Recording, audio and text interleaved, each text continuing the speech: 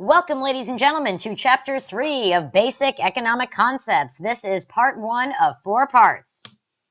All right, so Part 1, we're going to talk about what is a free enterprise system. We're going to look at the basic principles, love how I can't speak today, basic principles and the benefits. In Part 2, we're going to talk about business cycles, promoting economic strength, and technology and productivity.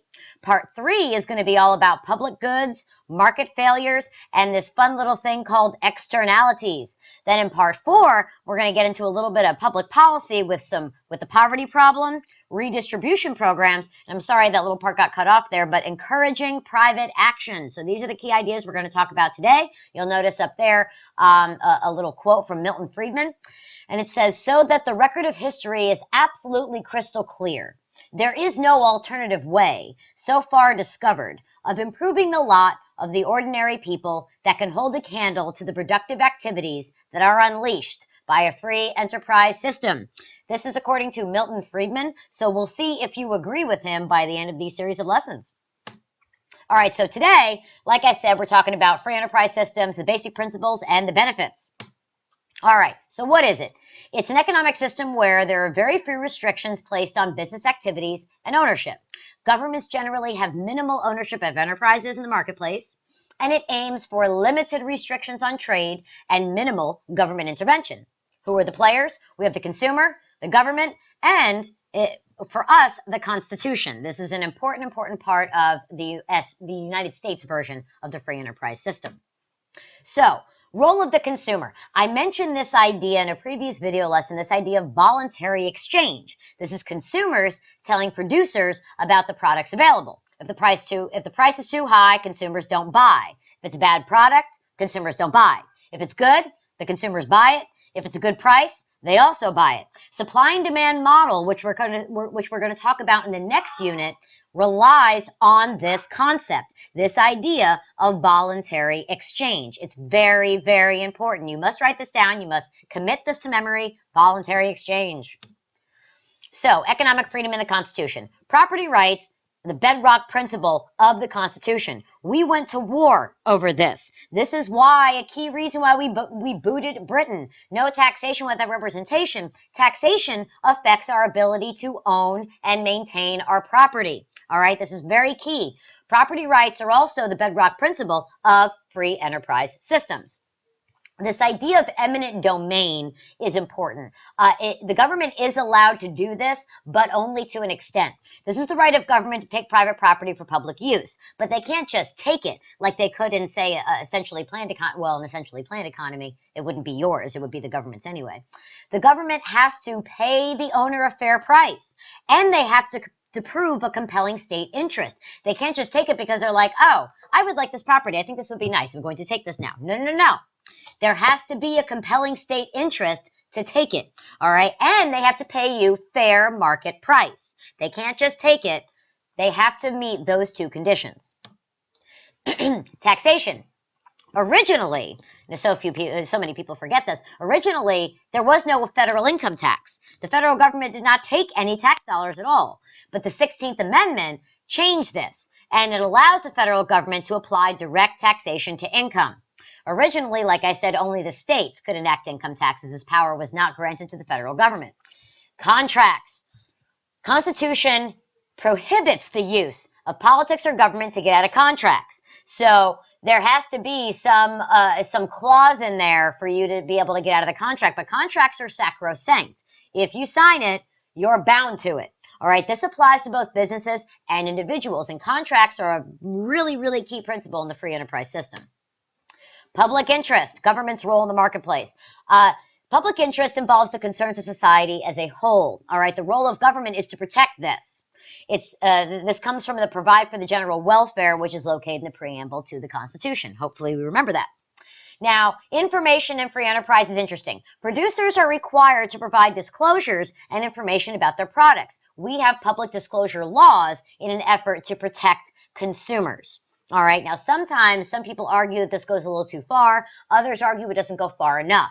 So this requirement for producers to disclose certain things varies depending on the free enterprise system in which one exists.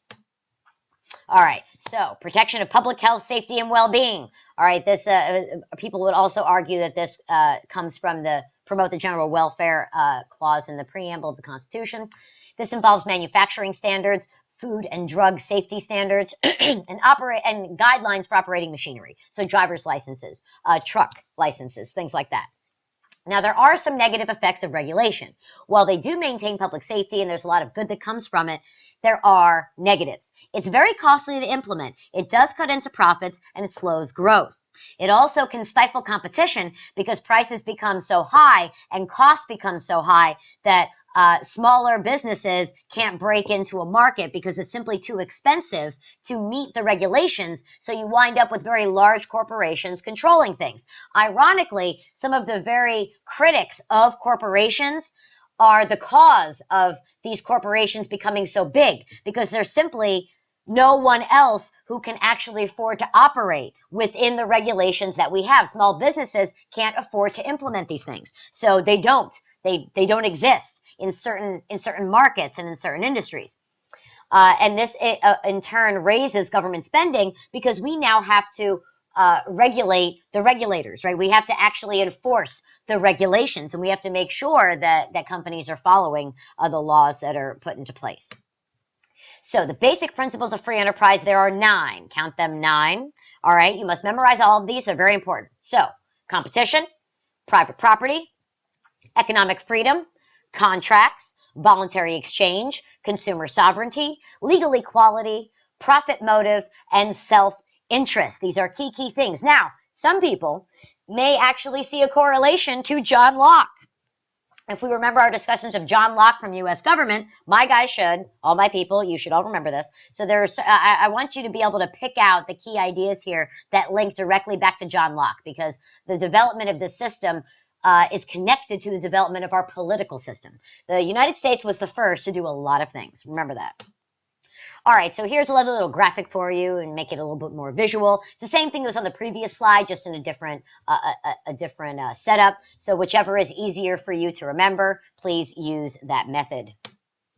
All right, so let's talk about these basic principles. So competition is the principle that anyone can compete in the marketplace, open access and opportunity, and this allows for economic mobility, either up or down. So if you suck, you're going down. If you're good, you're going to go up.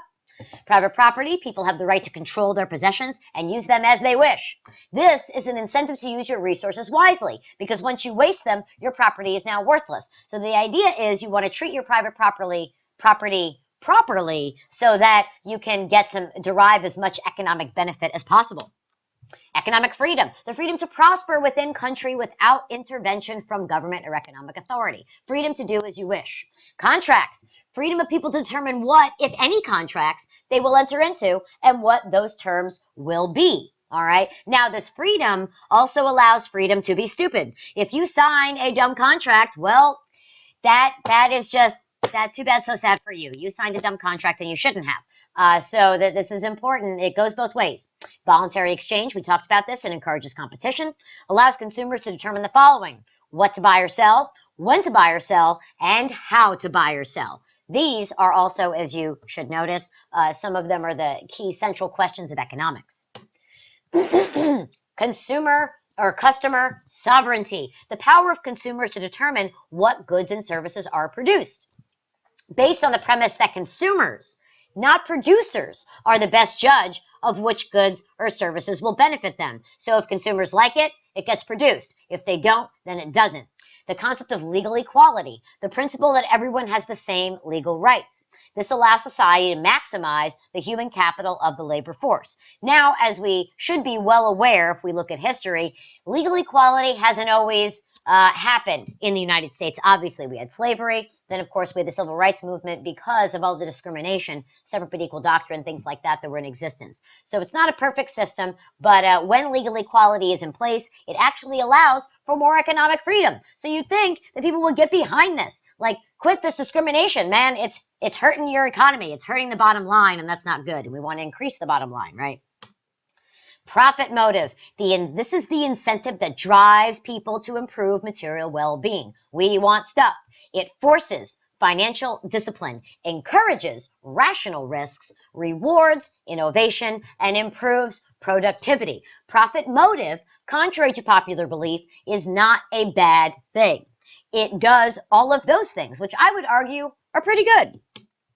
Self-interest, acting in the way that is most personally beneficial to you, right? It is possible to achieve the best economic benefit for all, even when, and in fact because, individuals tend to act in their own self-interest, all right? So you may not do things because it benefits somebody else, but things that you do wind up benefiting somebody else because if it's good for you, in a lot of cases, it's good for society, big picture. So, and we'll talk about this in class, some examples of how this works. And this carries back to Adam Smith and the invisible hand concept. That is the end of part 1. I will see you in part 2.